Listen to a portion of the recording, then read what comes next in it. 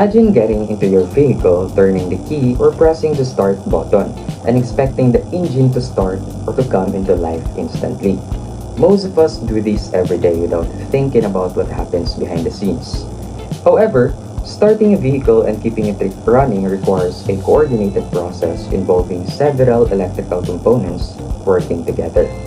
Modern automobiles depend heavily on electrical systems to provide power, ensure reliability, and support engine operation.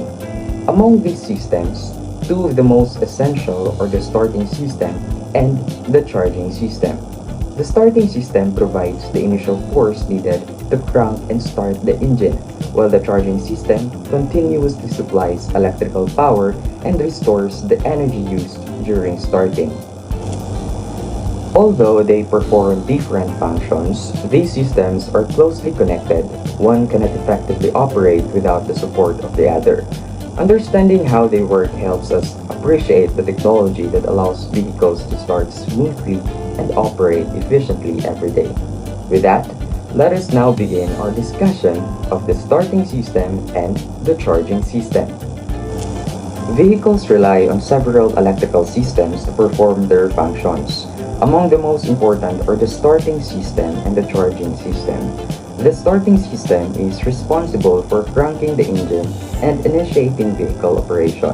Meanwhile, the charging system generates electrical power and keeps the battery charged while the engine is running. These two systems have different functions, but they are closely related and depend on each other for proper vehicle operation.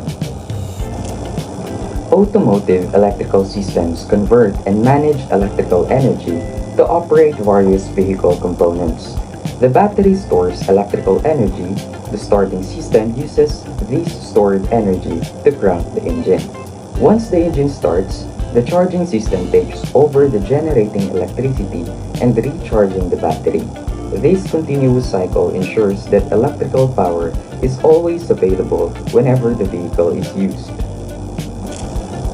The starting system is the system that forces the engine to crank using an electric motor in order to start the engine. During engine startup, external force is needed to rotate the crankshaft and begin the intake and compression strokes. This force is supplied by the starter motor. The starter motor converts electrical energy from the battery into mechanical energy.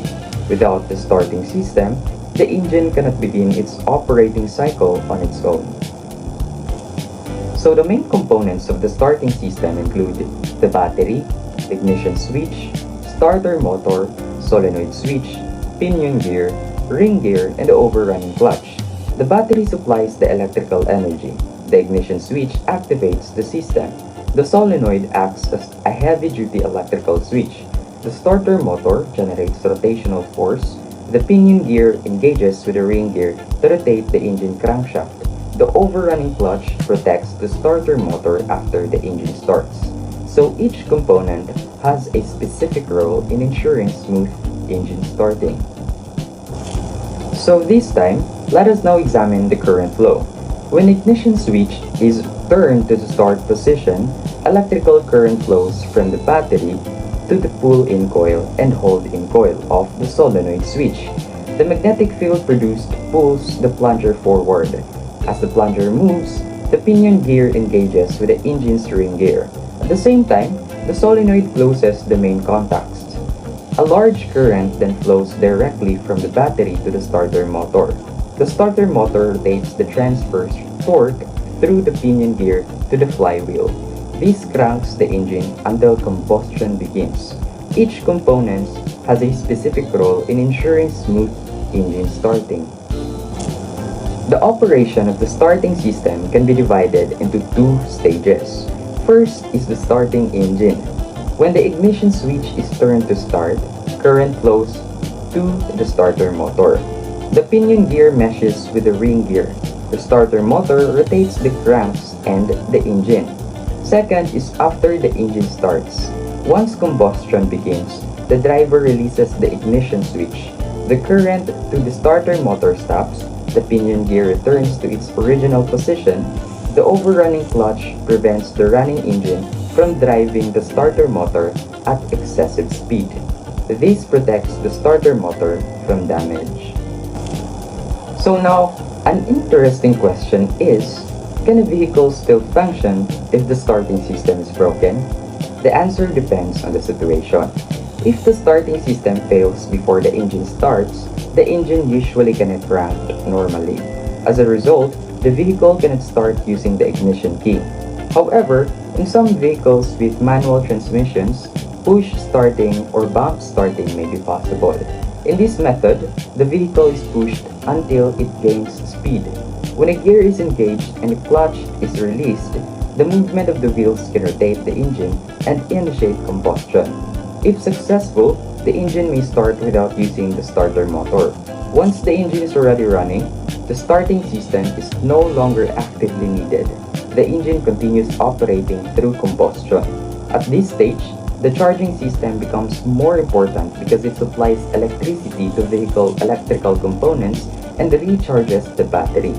Therefore, a vehicle with faulty starting system may continue running if the engine is already operating. However, once the engine is shut off, restarting it may become impossible without repairing the starting system. Now that we understand how the starting system begins engine operation, the next question is, what keeps the battery charged after the engine starts? This is the responsibility of the charging system. The charging system takes over after engine startup and continuously supplies electrical power during vehicle operation. Let us now discuss how it works. The charging system produces electricity required by the vehicle's electrical components and recharges the battery while the engine is operating. As soon as the engine starts, the drive belt rotates the alternator. The alternator converts mechanical energy from the engine into electrical energy. This electrical energy powers vehicle systems and restores energy used during starting. Without the charging system, the battery would eventually become discharged. The main components of the charging system include alternator, rotor, stator, rectifier, voltage regulator, battery, and the drive belt. The rotor creates a rotating magnetic field. The stator generates electrical current. The rectifier converts alternating current into direct current. The voltage regulator maintains a stable output voltage. The battery stores electrical energy, and the drive belt transfers engine rotation to the alternator. Together, these components ensure reliable electrical power generation. The process begins when the engine rotates the alternator through the drive belt. The rotor spins inside the stator. Through electromagnetic induction, alternating current is generated in the stator windings. The rectifier then converts this alternating current into direct current. The voltage regulator controls output voltage to prevent overcharging. The electrical current is then supplied to vehicle electrical components and the battery. This ensures continuous electrical operation while driving. The charging system operates in three major stages. First is generation. The rotating rotor produces a magnetic field that induces alternating current in the stator. Second is rectification. The rectifier converts alternating current into direct current suitable for automotive electrical systems. The third one is voltage regulation. The voltage regulator maintains system voltage at a safe level despite changes in engine speed. This prevents battery damage and ensures stable electrical performance. So what we have here is a charging system circuit diagram, which is an engine's operating middle speed to high speed. But before discussing the operation of the diagram, let us first identify its major components. So first we have the alternator. The alternator generates electrical energy while the engine is running. Second, we have the stator coils. The stator coils produce alternating current or AC through electromagnetic induction. Next, we have the rotor coil. The rotor coil creates the rotating magnetic field needed for electricity generation. Next is the regulator. The regulator controls the alternator output voltage and maintains a stable charging voltage. Next is the charge warning lamp. It indicates a charging system problem when illuminated. Next is the ignition switch. It supplies power to the charging system when turned on. Next is the battery. The battery stores electrical energy and receives charging current from the alternator.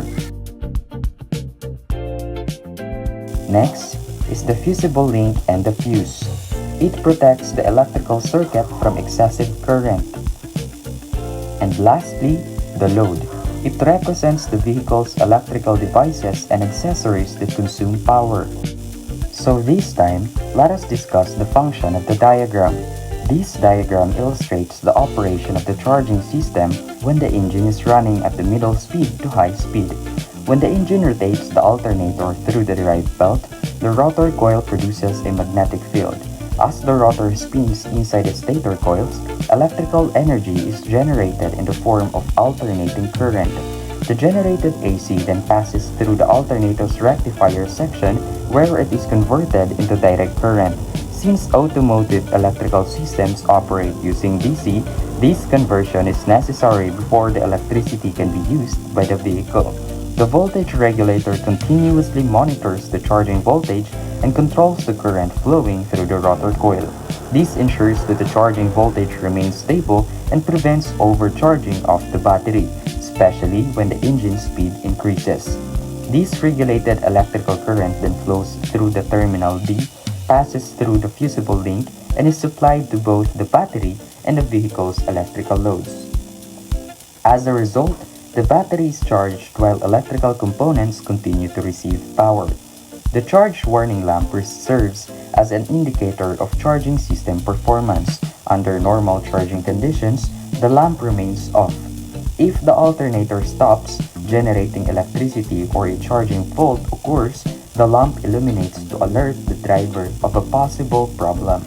In summary, this diagram shows how the charging system generates electricity, regulates voltage, charges the battery, powers vehicle electrical components, and monitors system operation through the warning lamp.